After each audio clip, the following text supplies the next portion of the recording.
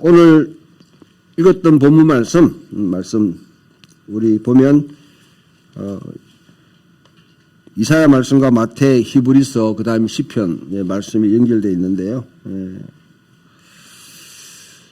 아마 여러분 가운데 어제 송구영신이라는 말을 많이 하셨고 예배를 많이 들으셨는데 우리 교회는 없었으니까 아마 또 야매로 다른 교회 가서 예배 드린 분도 있을 거고, 또 그렇지 않은 분은 그 집에서 있으면 좀 굉장히 좀 어색했을 거예요.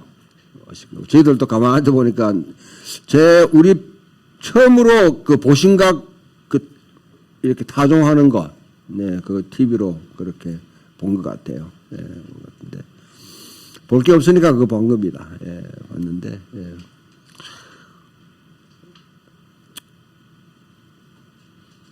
좀 아쉬운 생각을 하시는 분도 있겠지만은, 그리스도인은 세상의 달력에 의해서 자기 삶의 리듬을 형성하는 것이 아니라 예수님의 일생, 우리의 주가 되신 큐리오스, 주가 되신 예수님의 생에 맞춰서 우리 한 해를 계속 이렇게 리듬을 맞춰가는 그 훈련을 부단히 그렇게 해야 됩니다. 한 해를 시작한다 하는 의미도 또 있습니다만은, 여러분 속에 또 주님의 크신 은혜와 또 귀한 축복이 늘 함께 하기를 예수 그리스도의 이름으로 축원드립니다. 물어봅시다. 여러분, 하나님께서 가장 영광을 받으실 때가 언제였겠습니까? 언제 하나님께서 지금까지 역사 가운데 가장 영광을 받으실 때가 언제이겠습니까? 우리 주께 영광을 돌립니다. 주님의 영광 받으시옵소서, 그런 말 하잖아요. 근데 언제 주님께서 가장 진하게 영광을 받으셨겠습니까?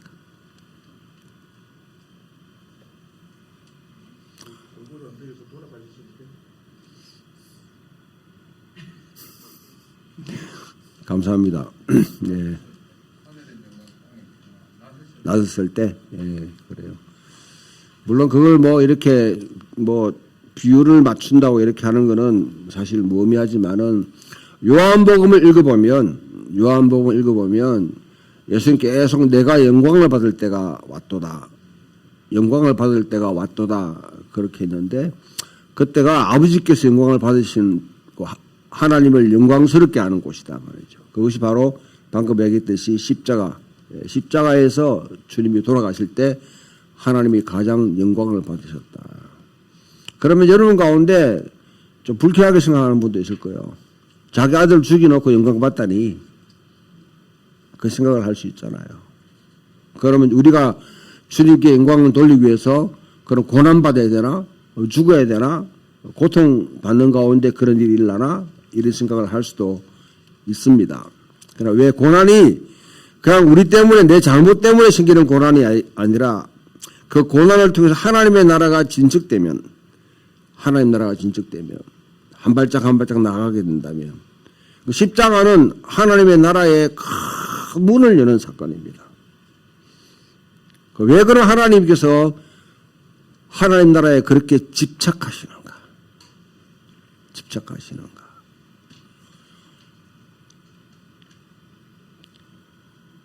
하나님이 일주일 동안 창조하시고 난 뒤에 안식하시고 그때가 참 좋았더라. 토브, 하나님 보시기에 좋았더라. 참 아주 호러 원더풀 라이프, 얼마나 좋은가 이렇게 생각했는데 거기 사탄이 개입해가지고 죄로 하나님의 창조한 세계를 엉망진창으로 만들어놨다. 여러분이 뭔가를 만들어놨는데 그걸 갖다가 누군가 엉망진창 만들어놨다고 그러면 기분 좋을 사람? 없겠죠. 제가 어릴 때 이제 영국에 있으면 우리 지연이가 너스리죠. 그러니까 유치원에 갔다 오면 거기 그림을 그리가 이렇게 와요. 매일 갔다 오면 줍니다. 그러면 아빠를 위해서 그렸다고 줘요. 근데 그 맨 처음에는 잘 그렸다, 멋있다, 막 이렇게 하면 하는데 이게 매일 갖다 주니까 그렇잖아요, 보면. 그래서 보고 난 뒤에 그래 왔나 고맙고 그 다음에 내가 쓰레기통에 넣었어요. 근데 나중에 와가지고 이걸 보고 난 뒤에 이걸 움켜쥐고 부들부들 떨면서 자기가 그린 그림을 어떻게 아빠가 쓰레기통에 넣을 수 있냐고. 야, 저는 그때 굉장히 미안하고 상처를 주겠다 싶고요. 하여튼 그게 늘 지금 기억에 남아 있어요. 하물며 그런데 하나님이 당신이 정말 혼신의 힘을 가해서 다 창조하신 그 세계를 지금 엉망진창으로 만들어 놨는데 하나님 마음에 편할 일이 있었겠습니까? 언제는 이 망가진 세상을 하나님이 회복하시려고 좀 더 멋진 세상으로 만드시려는 계획을 늘 가지셨는데 아담이 실패했고 아브라함을 통해서 형성했던 이스라엘도 실패했습니다. 그 자리에 지금 예수님이 오셔서 이 망가진 세상을 회복하기 위해서 여러분 구원이라는 말을 할 때 항상 생각해 내 영혼이 구원받는다. 이제 이 생각은 좀 그만두십시오. 이제. 이거는 구원을 너무너무 협소하게 생각하는 겁니다. 물론 우리 영혼을 죽음에서 구원하십니다. 할렐루야. 그러나 그거로만 보게 되면 이거는 환원주의라고 그래요. 환원주의 리덕셔니즘이라고요. 너무너무 축소시켜 버린 거예요. 하나님은 하나님의 형상으로 지음받은 모든 인류가 하나님을 경배하기를 원합니다. 여기 오늘 우리 읽었던 본문이나 찬양 가운데 모든 족속과 백성과 방언과 나라라는 말이 계속 등장하죠. 이것은 요한계시록에 말하는 열방을 표현하는 하나의 표현 방식입니다. 그 언어는 창세기 10장에 있는 노아의 세 아들들의 70인종들을 표현하는 방식이 모든 족속과 백성과 방언과 나라입니다. 그들이 죽기로 돌아오길 원해요. 그럼 죽기로 돌아오면 주님은 그들이 돌아오면 되는가? 아니에요. 여러분 성경을 자세히 읽고 가장 잘 아는 로마서의 논리의 절정에 가보면 로마 8장에 그 다음에 계시록도 마찬가지고 가보면 다 모든 만물이 주를 찬양하는 그 시간. 내가 만물을 새롭게 하노라. 로마서에서는 만물이 지금 뭐냐면 신음하고 있다. 고통받고 있다. 말할 수 없는 탄식을 하고 있다. 그 탄식이 뭐냐면 하나님의 아들들이 이 땅에 나타나기를 기대한다. 하나님의 아들들도 마찬가지로 또한 신음하고 고통하고 탄식하고 있다. 그것을 성령이 말할 수 없는 탄식으로 지금 기도하고 있습니다. 그 목적은 하나님이 지으신 모든 세계가 다시 완전히 회복되는 그것을 지금 주님은 궁극적으로 보고 있는데 십자가에 죽으신 예수 그리스도의 죽음이 그냥 단지 우리의 영혼만 위한 것이 아니라 하나님이 그동안 수군으로 계속 생각했던 염두에 두었던 그것을 이제 궁극적으로 이루실 새로운 문을 여셨다. 새로운 문을 여셨다. 그래서 요한은 십자가에 돌아가실 때 하나님 가장 강력한 영광을 받으신 장면들.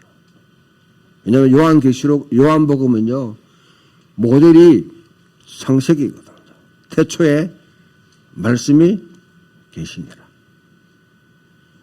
요한은 복음서를 쓸 때 새로운 창세기를 쓴다는 심정으로 지금 복음서를 쓰고 있기 때문에 새로운 창조의 문을 완전히 이제 새롭게 이제 그 돌파구를 열었던 그 순간을 가장 영광스럽게 생각하는 거죠. 그러면 시편 말씀을 읽어보면 여러분 148편은 아마 1년에 한 두세 번씩 계속 우리가 지금 이렇게 낭송하는 시입니다.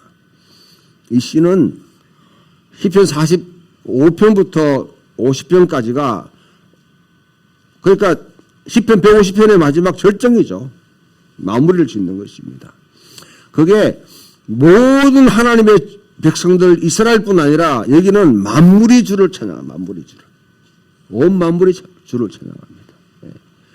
오늘 여러분 시편 말씀을 보게 되면 하늘에 찬양하고 천사도 찬양하고 하늘에 있는 것도 찬양하고 땅에 찬양하고 물도 찬양하고 모든 만물이 다 찬양하는데 순서가 여러분 제일 뒷순서에 따라오는 게 뭐냐면 바로 인간입니다. 인간. 하늘은 하늘대로 땅은 땅대로 바다 위에 있는 것, 바다 아래에 있는 것, 물 위에 있는 것 다 만물들은 자연 나름대로 자기 방식에 찬양하는 방식이 있습니다. 그래서 기독교 영성 가운데 이제 프란치스코라는 프란치스코라고 그렇게 하죠. 그분뿐 아니라 서구 이 기독교에서 가장 깊이 영성의 깊이에 들어가게 되면 그 영성은 바로 자연이 주를 찬양하는 자연이 말하는 소리, 하나님을 경외하는 그 소리를 들을 수 있는 귀가 열리는 거예요. 예, 그것까지 나가게 됩니다. 그런데 모든 만물이 다 찬양해야 되는데 다 찬양하고 나무도 찬양하고 바다도 찬양하고 하늘도 찬양하고 다 나름대로 다 일을 하고 있는데 이 창조 세계를 망쳐놓는 주 장본인이 우리가 생각하는 용이 아니에요. 쥐가 아니에요. 바퀴벌레가 아닙니다. 인간입니다. 인간. 인간이 이것을 망쳐놓고 있다는 거죠. 거기에 지금 다 소환하고 난 뒤에 맨 마지막에 인간을 초대합니다. 지휘자로 초대하는 것이 아니라 모든 만물이 다 찬양하는데 그 자리에 인간이 함께 찬양할 수 있도록 조율할 수 있도록 하도록 그렇게 초대하고 있는 시편이 바로 시편 150편입니다. 하나님께서 궁극적으로 영광을 받으시고 찬양을 받기를 원하시는데 시편은 그렇게 이야기한다면 이제 이사야 말씀은 우리에게 뭘 이야기합니까? 짤막하게 인용된 한 세 구절, 네 구절밖에 지금 우리가 읽지 않았지만은 이 구절이 함축하고 있는 범위는 하나님께서 새로운 출애굽을 일으키셨다는 거죠. 지금 이스라엘 백성들로 하여금 이사야가 지금 서고 있는 이 공동체는 소위 말해 유배를 당해 있는 공동체입니다.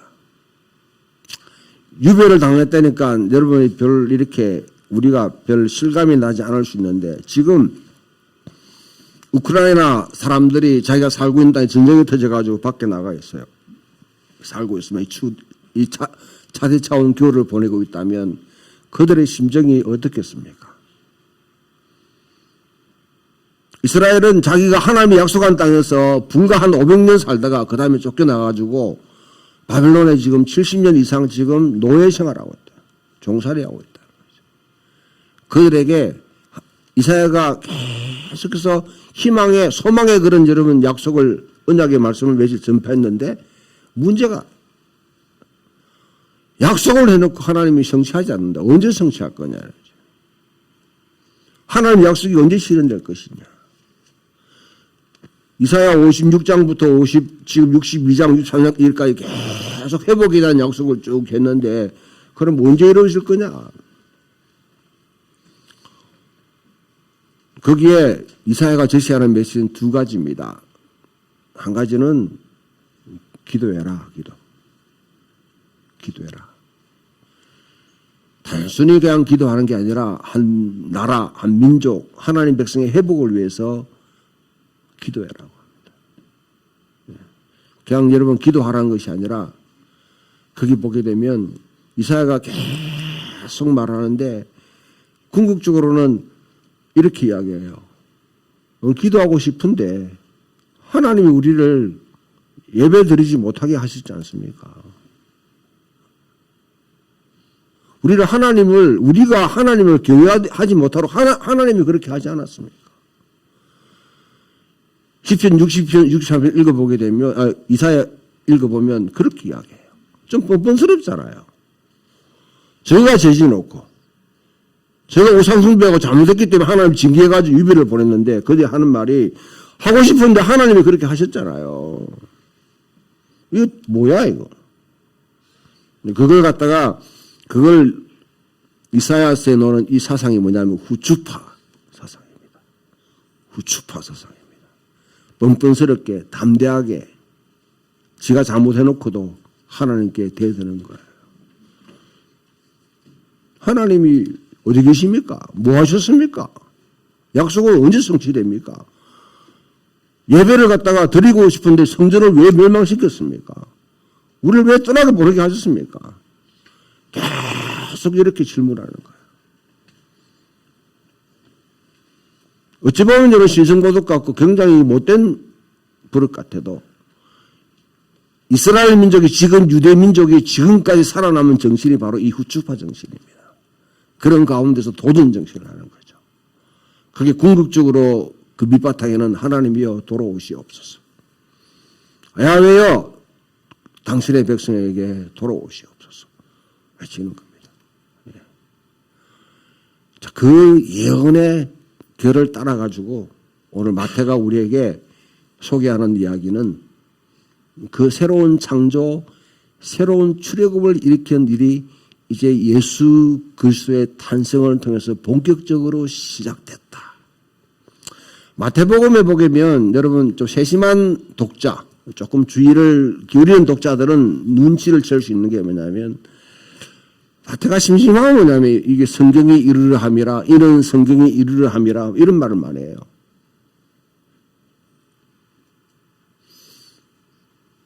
신약에 일어난 예수님의 일이 그냥 하늘에 뚝 떨어지가 땅을 솟아난 어떤 그런 특별한 일이 아니라 오래전 예언자들이 툭툭툭툭 예언해왔던 일이 하나 성취돼가는 그 일인데 이스라엘 백성들이 한번 출애굽 사건을 경험했습니다. 애굽에서 종살이하고 있던 그들이 하나님의 능하신 일을 통해서 홍해를 건너고 그 당시 최고의 강대국이었던 바로 이집트를 갖다가 물리치고 하나님이 그들을 구출했다. 그래서 여러분 그 이후에 문학에 보게 되면 계속해서 새로운 출애굽에 대한 열망, 새로운 출애굽에 대한 열망이 늘 이렇게 비추는데 오늘 읽었던 본문을 보게 되면 예수님이 태어날 때 헤롯이라는 아주 못된 인간, 우리나라도 전두환 같은 이런 왕이 베들레헴 주변의 아이들을 2만 명을 학살해버렸다. 무고한 자를. 그러면서도 자기 라이벌 될 수 있는 자를 다 죽이려고 했는데 거기에 살아남아가지고 결국 애굽으로 갔습니다.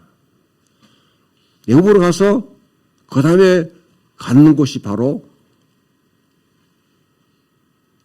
갈릴리의 나사렛으로 갔단 말이죠. 사실은 여러분 마태복음 1장은 예수님의 기원이 무엇이냐, 예수님 도대체 메시아라고 그러면 예수님의 족보가 어떻게 되냐, 그걸 이야기하는 거고요. 2장은 복음서라는 게 자체가 여러분 한 1900이 아니지 80년 정도 70년 정도 세졌다고 그러면 그 당시에 여러분 이렇게 복음을 전할 때 유대인들에게 복음에 가장 압박을 받는 대답을 해야 될 질문이 뭐냐면 예수가 다윗의 후손이라고 그러면 베들레헴이나 유다 땅에 태어나야 되지 왜 나사렛 사람이냐. 그래서 여러분 요한복음에 되면 나다나엘이죠. 나사렛에서 무슨 선한 것이 나겠냐. 그 다음 6장 7장에 가보면 갈릴리에서 선지자가 난 적이 있냐. 그것 때문에 뭐냐 사람들이 걸림돌이에요. 복음의 길이 막혀버렸단 말이죠. 그 설명을 해줘야 돼요. 그 설명 중에 한 개가 마태복음 2장입니다. 예수님이 왜 나사렛 사람이 됐는가.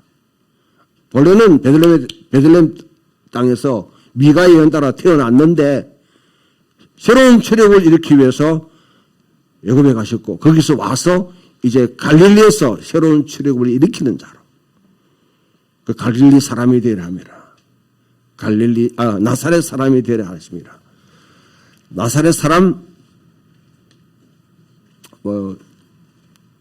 이에 대한 내용은 여러분 설교를 자주 우리 특히 풍기 있는 교회는 많이 들었기 때문에 제가 반복 안 해도 될 줄 압니다. 지금도 이 땅에는 나사렛 자기 스스로 그리스도인들인데 자기 스스로 나사렛 사람이라고 자기 정체성을 그렇게 표현하는 사람들이 아직도 있습니다. 어디냐면 이라크의 모술이라는 지역, 그것이 구약으로 말하면 니느웨입니다. 니느웨. 그곳에 있는 사람들은 자기들이 크리스찬할 때 자기들의 뭐냐면 우리는 기독교 우리는 교회 합이기 때문에 십자가를 하잖아요. 걔들은 N자를 표시합니다. N자. 히브리 그 아랍어로 N자를. 그게 나사렛 사람이라는 뜻이에요. 그들에게 누가 복음을 전했냐? 예수님의 가족들이, 예수님 친족들이 친히 복음을 들고 와가지고 복음을 전했는데 그 쪽복음이 지금도 성경에 남아있어요. 예수님의 가족들이 전했던 복음이. 그게 뭐냐면 누가판에 나오는 예수님의 족보입니다. 예수님 족보입니다. 예. 자, 그 새로운 출애굽을 일으키시는 주님. 그거는 이제 여러분 나사렛이라는 의미를 다시 한 번 더 생각해 보면 나사렛은 별 볼 일 없는 곳이에요. 나사렛 자체가 가지입니다. 가지. 이사야 11장에 있는 그 예언을 성취하는 것인데요. 이새의 줄기를 갖다가 하나님이 도끼로 다 내려쳐 버렸어요. 치서 심판해 버렸어요. 그 거루투기 속에서 생장점이 살아있으니까 거기서 삐져나오는 게 바로 가지가 나사렛입니다. 그 뿌리에서 나오는 것이 바로 그것이 싹이 호테르라예요. 이 사상은 구약의 곳곳에 다 이렇게 흩어져 있는데 하나님이 이 세상을 새롭게 하시고 새로운 출애굽을 일으키시는 것은 거대한 주류를 통해서 이룬 것이 아니라 거기에 가시를 통해서 이루는 거예요. 새로운 싹을 통해서 이루어진다. 어쩌면 여러분 풍기 있는 교회가 이때까지 12년 정도 지내오면서 지탱했던 가시관이 바로 저는 이거라 생각합니다. 그 진정한 나사렛이 되고자 몸부림쳤는데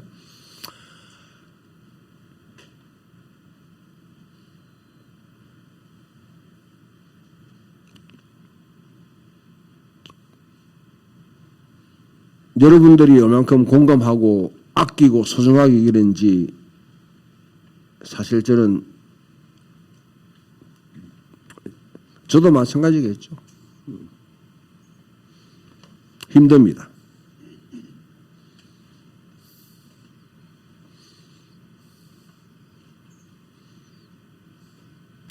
제가 요즘 우리 백집사님이 안동에서 이렇게 오니까 너무너무 고맙기도 하고 미안하기도 하고 막 그렇게 하는데 여러분 이 교회가 진짜 여러분 스스로 소중하다 생각하면 주인의식을 가지세요. 정 목사 이때까지 12년 동안 있으면서 제가 주인 노릇한 적 없습니다. 난 그렇게 하려고 한 적 없습니다. 누군가 여러분 늘 비난하는 첫 번째로 목사가 주인 노릇한다고 하는데요. 그런 것 있으면 저한테 가지고 오십시오.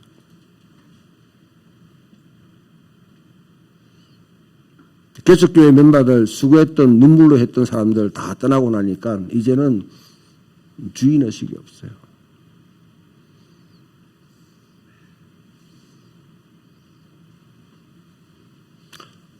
여러분 스스로가 저는 정 목사한테 여러분 충성하라고 한 번 한 적 한 번도 없습니다. 저를 섬겨달라고 한 적도 없습니다. 저는 사례 주는 대로 받았어요. 감사하게 받았습니다. 이 교회의 주인은 예수 그리스도시고요. 예수님 이름에 함께 이 가치를 위해서 모여든 우리가 다 주인들입니다. 그렇다면 이 교회가 소멸되거나 생존하고 번성하는 것은 저는 우리 공동체에 우리한테 달려있는 거죠. 어떤 특정한 사람한테 달려있는 것 아닙니다. 이러한 가치관에 난 동의하지 못하고 공감 못하면 오히려 여러분 여기 있는 것 자체가 불편할 거예요.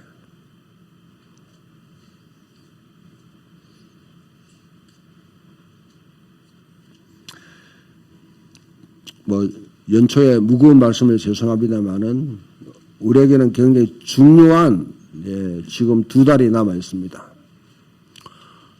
6월 말까지 전체 교회 진행 상황을 보고 이 공간을 어떻게 해야 될지 결정을 해야 되는데 여러분 개인적으로 기도하시고 우리 공동체를 돌아보면서 좀 주인의식을 가지고 이 가치를 그렇게 구현해 나갔으면 좋겠습니다. 히브리서 말씀은 우리에게 새로운 창조를 이루는 데 있어서 예수님 혼자 그냥 북치고 장구치고 그렇게 했는 것이 아니라 주께서 그의 이 교회를 주님의 형제라 하셨다. 형제라 하셨다.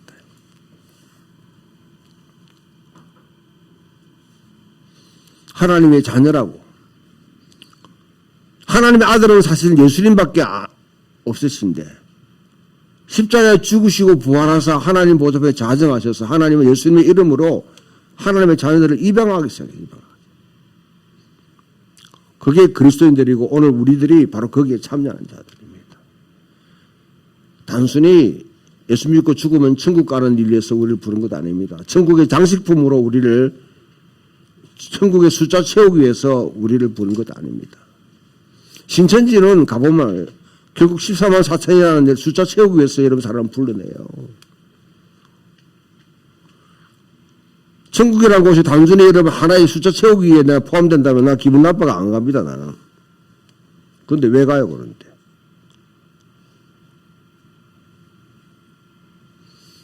하나님 나라에 우리가 다 소중하게 맡은 역할이 있고 해야 될 일이 있기 때문에 우리를 부르신 것입니다.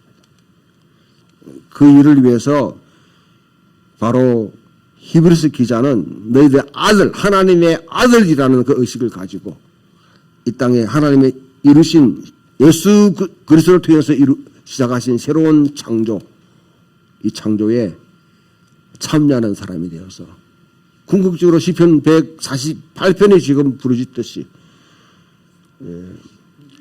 하늘에 있는 천사들과 땅에 있는 것, 바다에 있는 모든 만물이 제대로 자기 음성으로 고통받지 않고 찬양받는 세상을 만들어가고 그걸 위해 가지고 부름받은 진정한 인간으로서 그리스도인들, 하나님 형상 지원받은 인간들이 로서 그리스도인들이 그렇게 하나님을 예배하고 찬양하는 삶을 살도록 우리가 복음을 전하고 또 믿음으로 살아가는 그런 소중한 저와 여러분 되기를 주님의 이름으로 축원드립니다.